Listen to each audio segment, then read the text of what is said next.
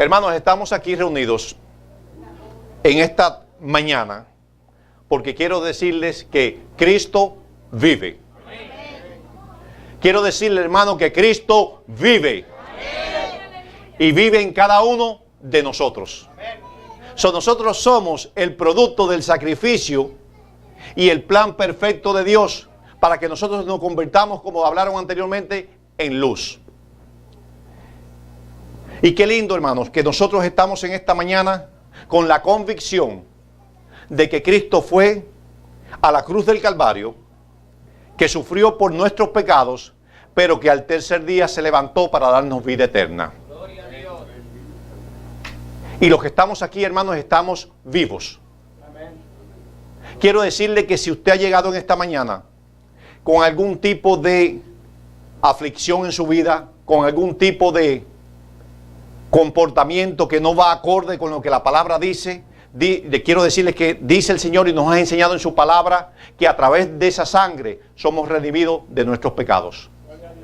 Y a través de esa sangre nosotros podemos ser cambiados y transformados y preparados para vida eterna. Así que sea esta mañana, hermanos, un tiempo de reflexión para nosotros. Que no sea solamente este drama que se hizo aquí en este lugar, que quizás haya movido nuestro corazón a otro nivel, porque muchas veces nos enfrascamos en las cosas regulares o naturales de la vida y nos olvidamos del sacrificio.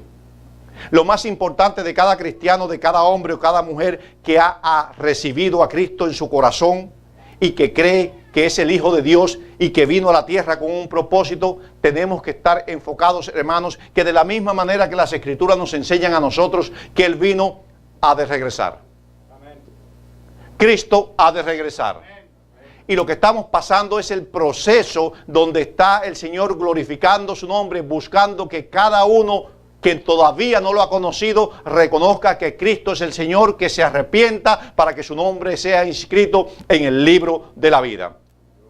Lo más importante de nosotros como pueblo de Dios es estar seguros y positivos que cuando llegue ese momento, nosotros estamos preparados para pasar a ese próximo lugar, que es el lugar que tiene el Señor separado y preparado para nosotros. ¿Cuánto me dan un amén, hermanos? Amén.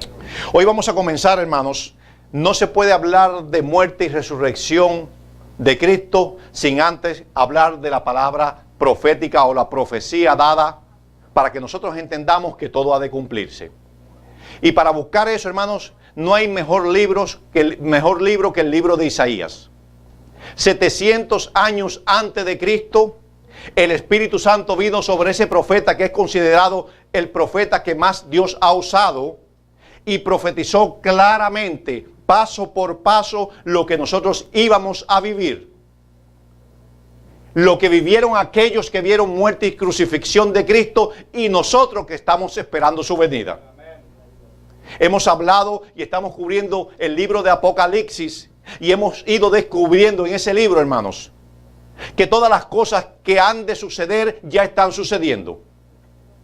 Y el Señor tiene que abrir nuestros ojos y nuestro entendimiento para que nosotros podamos discernir en qué lugar de la palabra profética estamos situados nosotros en este tiempo.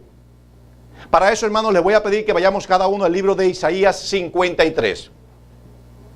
Isaías 53. Y yo quiero que cada uno de ustedes, cuando tengan ese libro en la mano, esa palabra que ha de cambiar en esta mañana nuestras vidas, cuando todos lo tengan, me den un amén. Amén. Santo es el Señor. Señor, te damos gracias. Te damos gracias, Dios amado, por este momento. Te pido, Dios amado, Señor, por esa sangre derramada en la cruz del Calvario, Señor, que perdone mis pecados, Señor. Si he pecado de mente, de vista, de palabras con algún hermano, Señor, en esta congregación o fuera de esta congregación, te permito que en este momento permitas, Padre amado, Señor, que esa sangre, Señor, cubra mi vida, Señor. Que me enseñes, que me lleves, Padre amado, Señor. Siempre, Señor, bajo tu cobertura, Señor. Quita toda palabra de mi boca que sea palabra de hombre, Señor. Que sea solamente tu Espíritu Santo, Dios amado, Señor, ministrando y hablando a través de mí, Señor. abre los oídos, abre el entendimiento de cada uno de mis hermanos aquí presentes, Señor, para que después que esta palabra sea dada, Padre amado, Señor, podamos, Padre Santo, Señor, saber y entender, Dios amado, que hemos escalado un escalón más, Padre amado, Señor. Que esta sabiduría se convierta, Padre Santo, en nosotros, Señor, en un ejercicio para nuestras vidas, Señor. Que todo lo que aprendamos, que todo lo que recibamos espiritualmente, Dios amado, tú lo uses, Señor, para darnos crecimiento, Señor, como hombres y mujeres de Dios, Señor. Gracias te doy, pongo esta palabra delante de tu presencia, Señor, para que el único que se lleve, Padre amado, Señor, la gloria, la honra y toda la alabanza de lo que suceda en este lugar, seas tú, Padre. En el nombre de Jesús, amén. Vamos a ir a Isaías 53 y vamos a leer del 1 hasta el versículo 12. Porque antes de entrar en la prédica, queremos tener una base bíblica que nos enseñe que la profecía es la base que el Señor usó y está usando para que nosotros entendamos su propósito en nuestras vidas. ¿Qué dice la palabra, Manicel? ¿Quién ha creído a nuestro anuncio? ¿Y sobre quién se ha manifestado el brazo de Jehová? Subirá cual renuevo delante de él, y como raíz de tierra seca. No ha de parecer en él ni hermosura, lo veremos más sin atractivo para que le deseemos. Déjeme leer esto de nuevo. Dice, no hay parecer en él ni hermosura, le veremos más sin atractivo para que le deseemos. Y dice el segundo, déme el permiso un momento, hermano Isel, dice, despreciado y desechado entre los hombres. Dice la palabra claramente, 700 años antes de que Cristo comenzase su peregrinar, antes de su nacimiento, dice que despreciado y desechado de los hombres. Hoy es un día, hoy es un tiempo donde cada uno de nosotros tenemos que tener una comunión con nuestro Señor y reconocer si en algún momento de nuestras vidas nosotros hemos desechado esa sangre que se derramó en la cruz del Calvario. Y vamos a descubrir en la palabra por qué y cómo nosotros desechamos el sacrificio que Cristo hizo en la cruz del Calvario por nosotros. ¿Qué sigue diciendo la palabra, Manicel? Varón de dolores, experimentado en quebranto, y como que escondimos de él el rostro, fue menospreciado y no lo estimamos. Si miramos este versículo bíblico, en particular, vamos a comenzar a ver la descripción de lo que sucedió con Cristo en la cruz del Calvario. Claro, paso por paso lo vamos a ver. ¿Qué dice la palabra, Manicel? Ciertamente llevó él nuestras enfermedades y sufrió nuestros dolores, y nosotros le tuvimos por azotado, por herido de Dios y abatido. Mas él herido fue por nuestras rebeliones. Un momento, hermanicel, por favor. Quiero que entiendan, hermanos, que dice que Cristo fue, mas él herido fue por nuestras, ¿qué? Rebeliones. Y la rebelión, si tomamos la palabra como tal y la hacemos un sinónimo, rebelión y desobediencia van muy unidas. Rebelión y desobediencia van muy unidas. Tenemos que reconocer, hermanos, que toda rebelión o desobediencia a Cristo nos enseña y nos muestra a nosotros que estamos haciendo vano el sacrificio de la cruz de Él en el Calvario. ¿Qué sigue diciendo la palabra, Manicel? Molido por nuestros pecados, el castigo de nuestra paz fue sobre él, y por su llaga fuimos nosotros curados. Todos nosotros nos descarriamos como ovejas. Un momento, hermanicel, por favor. Dice la palabra que todos nosotros nos descarriamos como ovejas. Dice la palabra que todos nosotros nos descarriamos como ovejas. Y Cristo vino para que nosotros reconociésemos en nuestra persona a través de su Espíritu Santo cuando estamos descarriados. Nadie aquí en este lugar, otra persona tiene que decirle, tú estás descarriado. Porque todo aquel que ha reconocido a Cristo como su Señor y Salvador tiene algo dentro, que es la guía que se llama el Espíritu Santo. ¿Cuántos en este lugar han aceptado, han recibido a Cristo como su Señor y Salvador? Amén. Todos. Todos tenemos dentro de nosotros quien nos juzga sin que nadie nos diga si estamos bien o estamos mal. Pero de nosotros está, hermanos, recibir la sabiduría de lo que está dentro de nosotros y hacerlo después exterior para manifestar que Cristo vive en nosotros. Amén. Santo es el Señor. ¿Qué dice la palabra, Manicel? Cada cual se apartó por su camino, mas Jehová cargó en él el pecado de todos nosotros. ¿A qué vino Cristo? A cargar tu pecado y mi pecado. Cristo vino a cargar mi pecado y a cargar tu pecado. Por eso el Señor te hace, dice la palabra, te hace libre. Cuando tú te conviertes en un hijo de Dios y reconoces y te arrepientes del pecado, tu pecado, dice la palabra, que es tomado y tirado a lo más profundo de ¿qué? ¿Por qué lo dice? El pecado como si no es una materia que tú puedes palpar.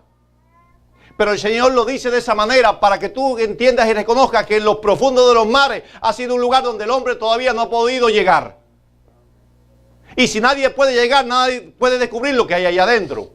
Entonces, cuando tú te arrepientes, tú no puedes recibir nuevamente culpabilidad de lo que tú hiciste en un momento determinado de tu vida, porque eso te va a llevar a ti a un punto donde tú vas muchas veces a no recibir lo que la palabra dice. Porque la culpabilidad viene de Satanás. ¿Qué dice la palabra, Manicel?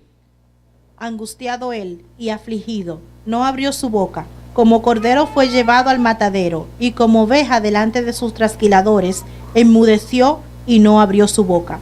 Por cárcel y por juicio fue quitado, y su generación, ¿quién la contará? Porque fue cortado de la tierra de los vivientes, y por la rebelión de mi pueblo fue herido. Y se dispuso con los impíos su sepultura, mas con los ricos fue en su muerte. Aunque nunca hizo maldad, no hubo engaño en su boca. Dice la palabra que él fue a la cruz del Calvario y nunca hizo maldad, ni hubo engaño en su boca. Ni hizo maldad, pero fue a la cruz del Calvario. ¿Qué te dice eso a ti? Que ese es verdaderamente el único que te ama. Porque ninguno de nosotros va a ningún lugar a dar su vida por alguien que no es culpable. Cristo es hijo de Dios y Dios en su amor infinito lo dio para cargar con tu dolor, con mi pecado y con el pecado de cada uno de nosotros en este lugar. Amén. ¿Qué dice la palabra, Manicel? Con todo eso, Jehová quiso quebrantarlo, sujetándole a padecimiento. Cuando haya puesto su vida en expiación por el pecado, verá linaje, vivirá por largos días, y la voluntad de Jehová será en su mano prosperada. Verá el fruto de la aflicción de su alma, y quedará satisfecho. Por su conocimiento justificará mi siervo justo a muchos, y llevará las iniquidades de ellos. Quiere decir que Cristo ya ha visto un fruto. ¿Nosotros somos fruto de qué? De ese sacrificio. ¿Qué sigue diciendo el Manicel? Por tanto, yo le daré parte con los grandes, y con los fuertes repartirá despojos, por cuanto derramó su vida hasta la muerte, y fue contado con los pecadores, habiendo él llevado el pecado de muchos y orado por los transgresores. Tenemos la base bíblica donde nos enseña que profetizado fue y Cristo vino y hizo el papel que el Señor le había puesto, que Dios le había puesto para que él hiciese. Pero cuando hablamos de resurrección, hermanos, y hablamos de Cristo, en la Biblia nos enseña que también hubieron resurrecciones. Cristo hizo 3 resurrecciones y los discípulos hicieron 2. ¿Cuál es la diferencia entonces entre Cristo, los discípulos, las resurrecciones de aquellos y la resurrección de Cristo? Porque resurrección es todo aquel que viene de muerte a vida. ¿Qué hace, qué marcó en la vida, en el universo, en la creación, que Cristo fuese reconocido como que murió y resucitó? Porque los otros resucitaron, pero Cristo resucitó y vivió para vida eterna. Eso no lo ha hecho nadie.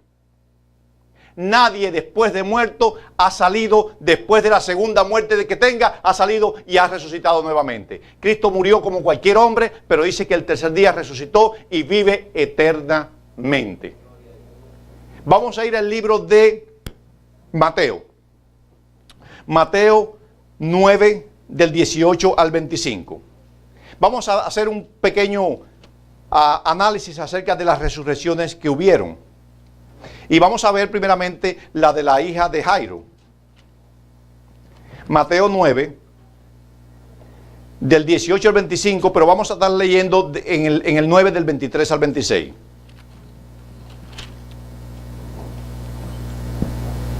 ¿Qué dice la palabra, hermano Isel? Mientras él le decía estas cosas, vino un hombre principal y se postró ante él, diciendo: mi hija acaba de morir, mas ven y pon tu mano sobre ella y vivirá. Y se levantó Jesús y le siguió con sus discípulos. Y he aquí una mujer enferma de flujo de sangre desde hacía 12 años, se le acercó por detrás y tocó el borde de su manto, porque decía dentro de sí: si tocare solamente su manto, seré salva. Pero Jesús, volviéndose y mirándola, dijo: ten ánimo, hija, tu fe te ha salvado. Y la mujer fue salva desde aquella hora.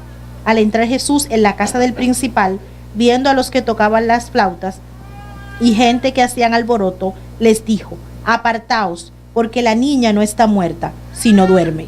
Y se burlaban de él. Un momento, hermano Isel. Lo primero que quiero que reconozcan este tipo de resurrección es que dice que ellos decían que la niña está muerta y se burlaban de él. Cuando uno está dispuesto a seguir a Jesús, lo primero que vemos nosotros en las personas que no conocen que hay vida eterna a través de Cristo es que se burlan de nosotros. Y eso es una barrera que muchas veces las personas quieren buscar de Cristo, pero ven en nosotros personas religiosas, y nosotros no somos religiosos. Nosotros somos redimidos por la sangre de Cristo.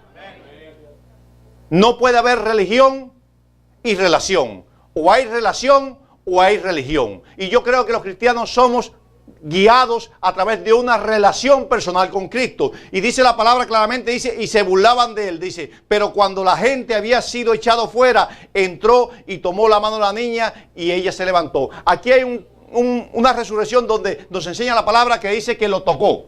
Tomó la mano de la niña y la niña fue y resucitó. El Señor tiene muchas formas de darnos vida. Nos da vida por la palabra, nos da vida por una enfermedad, nos da vida porque en el momento que nosotros estamos pasando por una tribulación es cuando cada uno de nosotros clamamos y buscamos al Señor. Cuando llega ese momento, ¿de qué forma nosotros llegamos al Señor en este lugar? Cada uno tiene su testimonio. Cada uno sabe por qué está sentado hoy, en esta mañana, en esta iglesia. Porque el Señor de una manera u otra nos tocó. Vamos a ir al libro de Lucas 7, 11 al 15. Lucas 7, 11 al 15. Aquí en el primero que vimos dice que la palabra que el maestro lo tocó. Físicamente tocó la mano. Lucas 7, 15. Lucas 7, 15. Lucas 7, del 11 al 15. ¿Qué dice la palabra, hermano Isel? Aconteció después que él iba a la ciudad que se llamaba Naín, e iba con él muchos de sus discípulos y una gran multitud. Cuando llegó cerca de la puerta de la ciudad, he aquí que llevaban a enterrar a un difunto, hijo único de su madre, la cual era viuda, y había con ella mucha gente de la ciudad. Y cuando el Señor la vio, se compadeció de ella y le dijo. ¿Qué sucedió cuando él vio que ella viuda, que había perdido lo único que tenía? Dice la palabra que se compadeció de ella. ¿Y qué sigue diciendo la palabra, hermano Isel? Y le dijo: no llores. Y acercándose, tocó el féretro, y los que llevaban se detuvieron. Y dijo: joven, a ti te digo, levántate. Entonces... Un momento, hermano Isel. Dice la palabra, quiero que noten esto. Y acercándose, tocó el féretro. ¿Estás tú dispuesto en esta mañana a que el Señor toque tu corazón? Amén. ¿Estás dispuesto en esta mañana a que la palabra toque tu corazón y tú reconozcas que Cristo necesita morar en tu vida y en tu corazón? Amén. Si tú dejas que Él te toque, Él hace la transformación. Por donde quiera que Jesús pone la mano, hay poder. Amén. Hay poder para cambiar y para transformar. ¿Y qué sigue diciendo la palabra, hermano Isel? Entonces se incorporó el que había muerto y comenzó a hablar y lo dio a su madre. Quiere decir, vemos dos milagros de resurrección también que hizo Jesús, pero vamos a seguir viendo otro más. Vamos a Juan 11. Juan 11 del 38 al 44. Juan 11 y vamos a leer el versículo 38 al 44.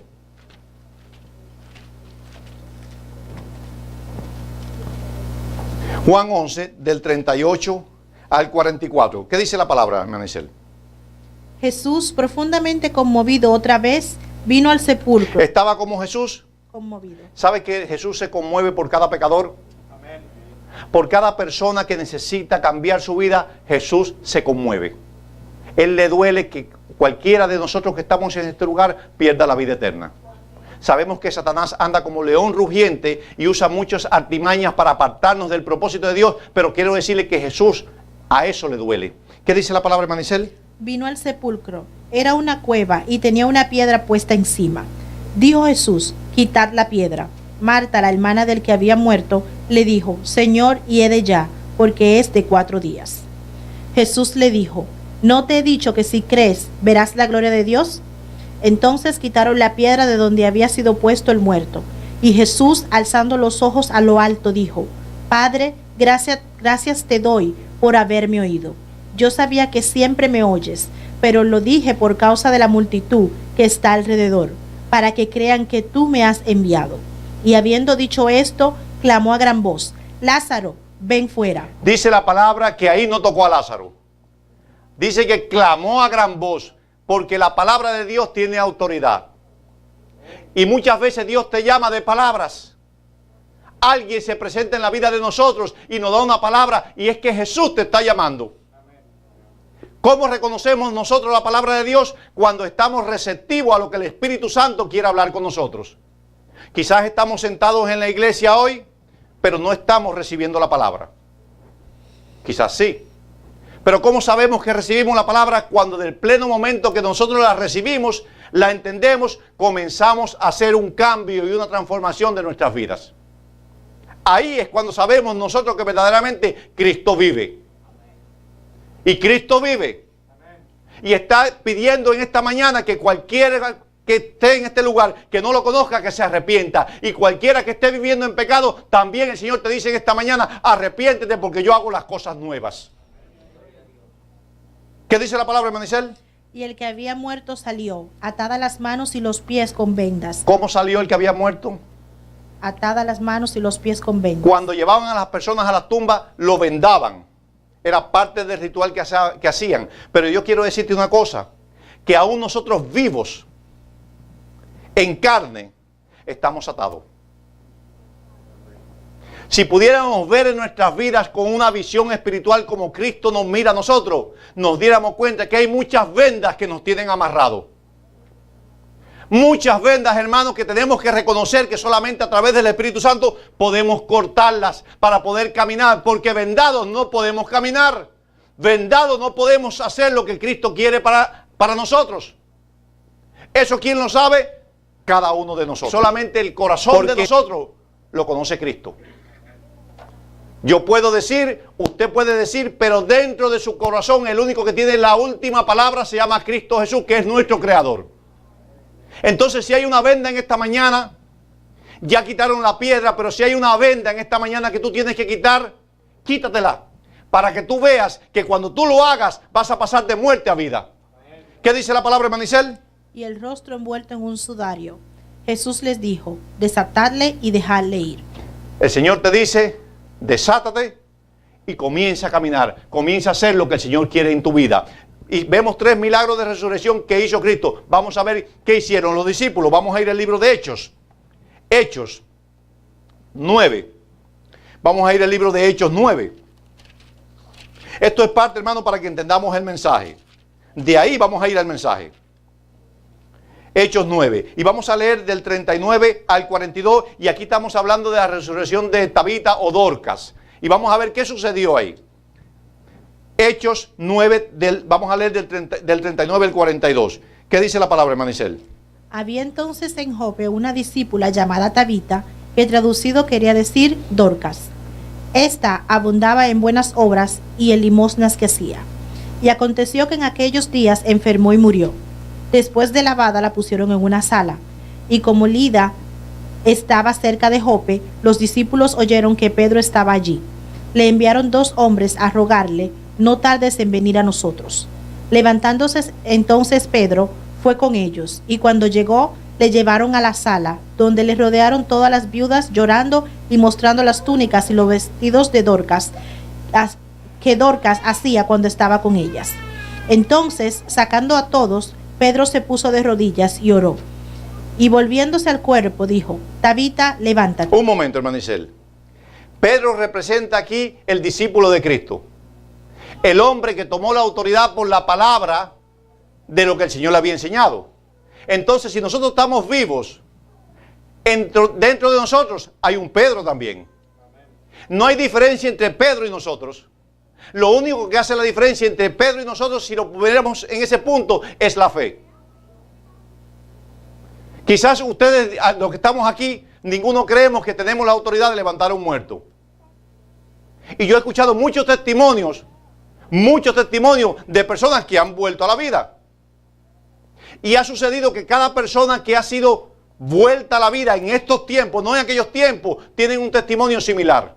Y un arrepentimiento que cambian automáticamente su forma de pensar y su forma de ser.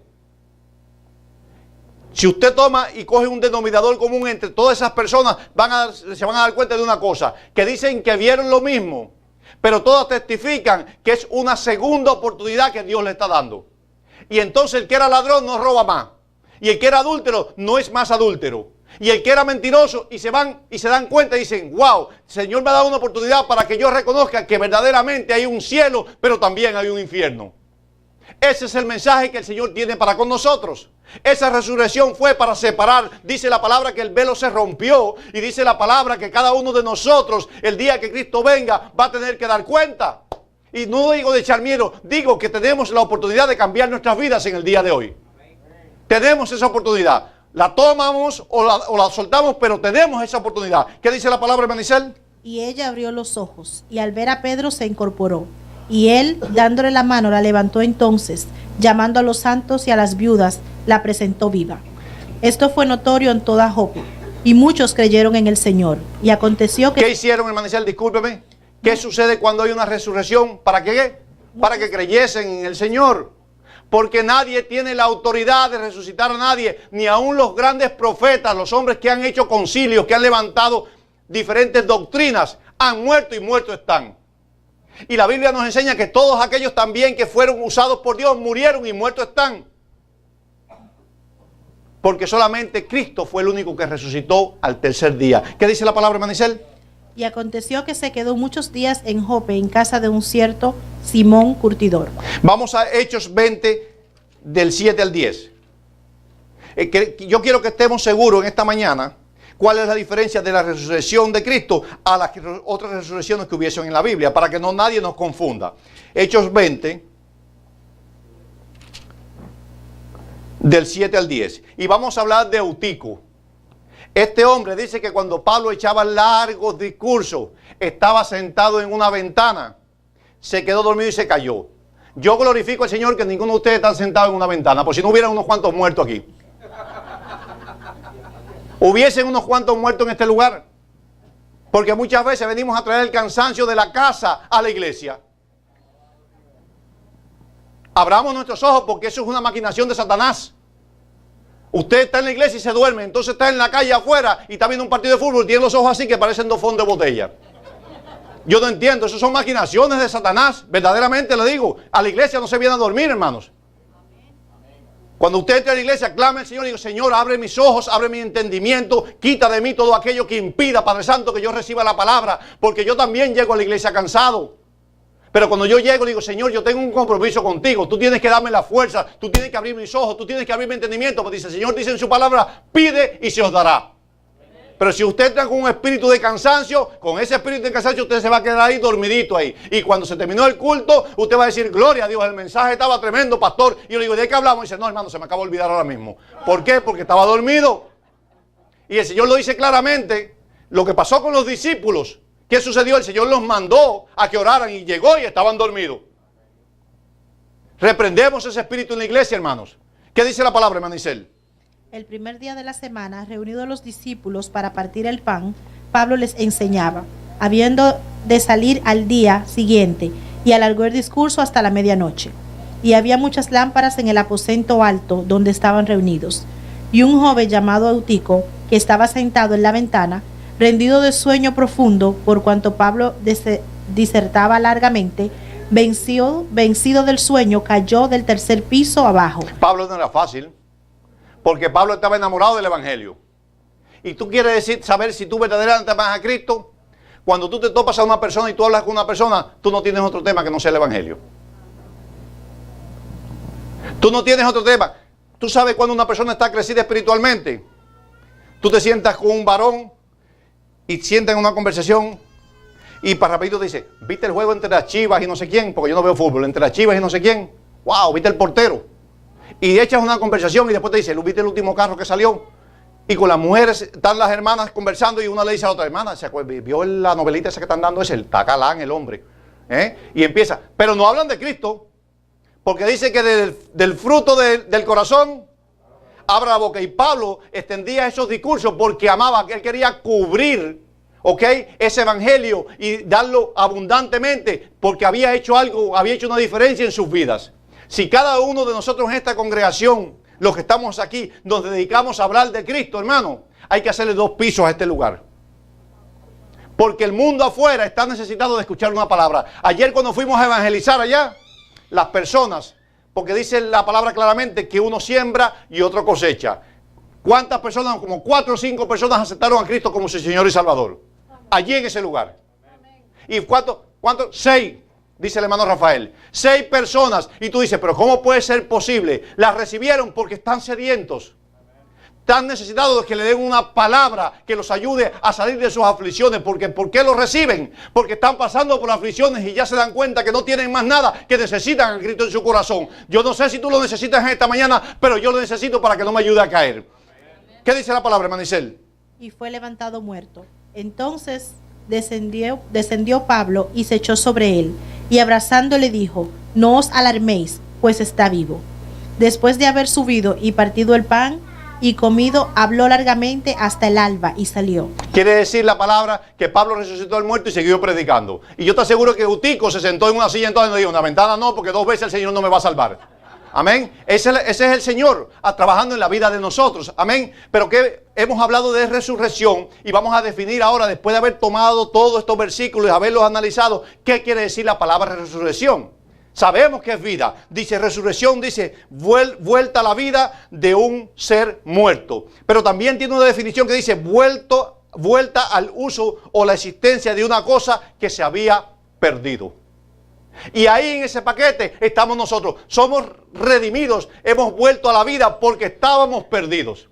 No estábamos muertos en nuestra carne, estábamos muertos en nuestros pecados. El pecado nos trae ¿a qué? A muerte. Y si tú en esta mañana reconoces que hay pecado en tu vida, hoy es día también de que te arrepientas. Usa este día, usa este beneficio que el Señor nos da a nosotros para arrepentirnos. Y dice la palabra que todos pecaron.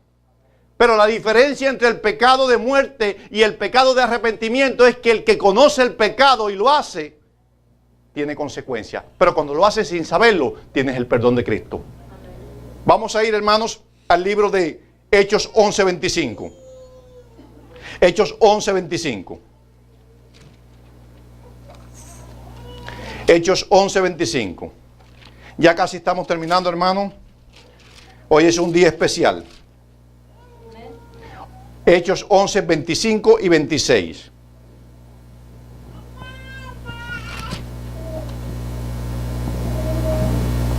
¿Qué dice la palabra, hermano Isel? Después fue Bernabé a Tarso para buscar a Saulo, y hallándole le trajo a Antioquía. Perdón, hermano, no es el versículo. No es el versículo. Juan 3:16. Juan 3:16. Juan 3:16.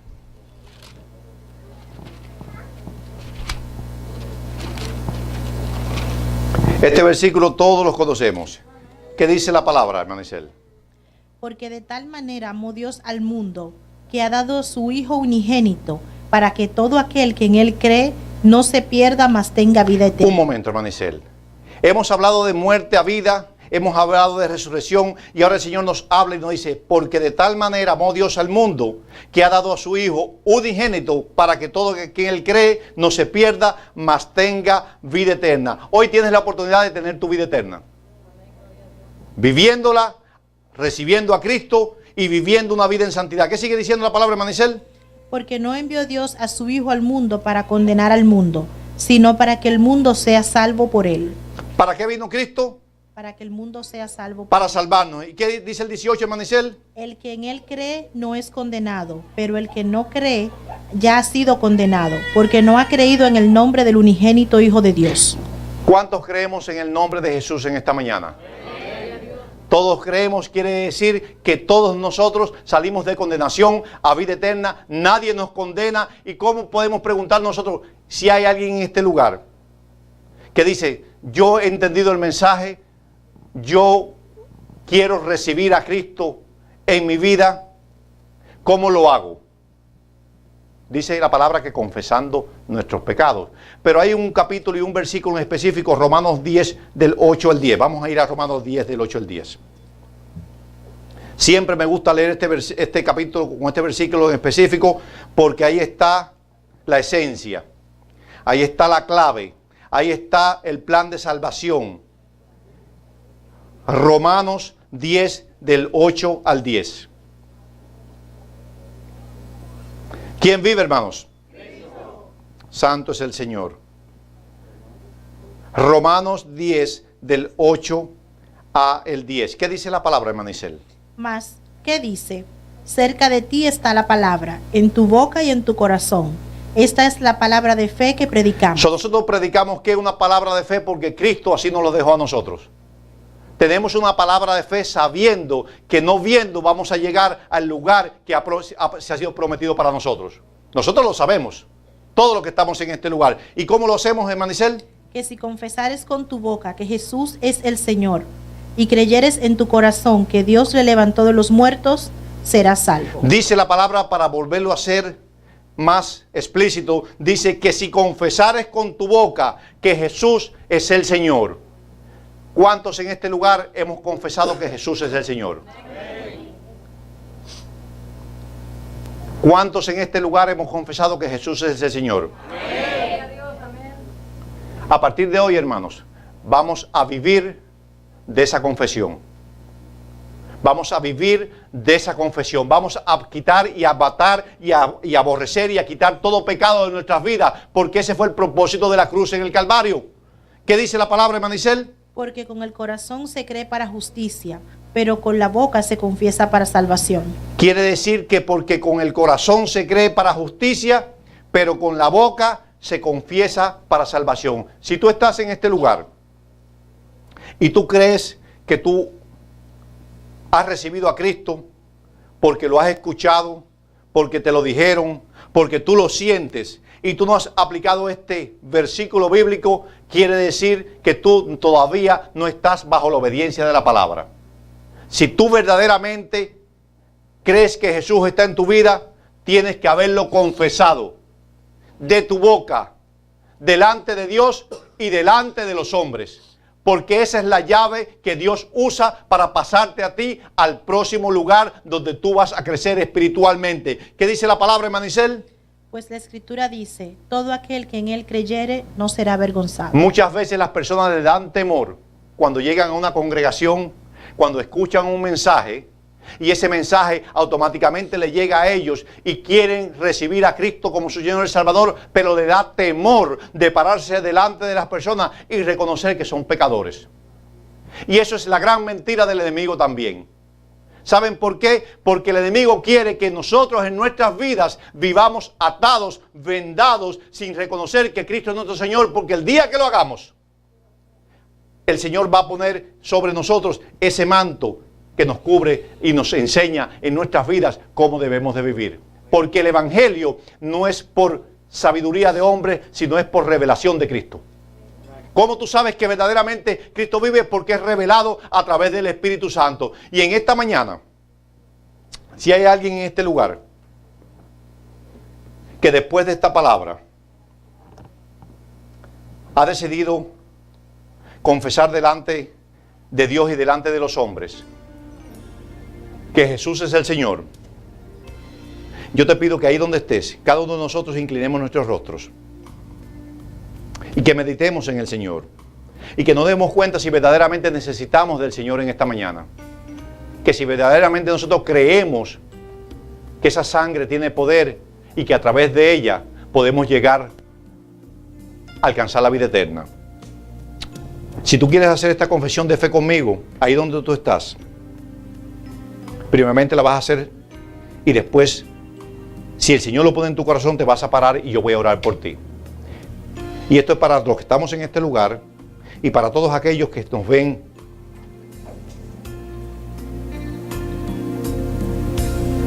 Señor Jesucristo, yo reconozco que te necesito. Reconozco que tú moriste en la cruz por mis pecados y mi salvación. Te pido perdón por todos mis pecados, pensamientos y palabras y obras. Te abro las puertas de mi corazón, Dios amado, y mi vida para que tú entres en mí y te conviertas en mi Señor y Salvador personal. Escribe mi nombre en el libro de la vida. Lávame, Padre, límpiame, Padre, con tu preciosa sangre. Séllame con tu Espíritu Santo y haz de mí la persona que tú quieres que yo sea. Si ahí donde tú estás, tú has hecho esa confesión de fe, yo te quiero decir que ese Dios de amor te está llamando para que tú te arrepientas, para que tú reconozcas que necesitas que Él toque tu vida, que necesitas que Él remueva esa piedra, que necesitas que Él quite esas vendas que te tienen atado hasta el día de hoy. Hoy el Señor le está hablando en este lugar a un pueblo en general y nos está dando una palabra para que tomemos esa palabra y analicemos nuestras vidas, que estemos seguros en esta mañana, antes de salir de este lugar, que en Él tenemos el plan de salvación, la promesa y la vida eterna. Si tú necesitas que se ore por ti en esta mañana, para que el Señor te dé fortalezas, para que Dios toque tu vida en esta mañana, yo te invito a que pases aquí adelante.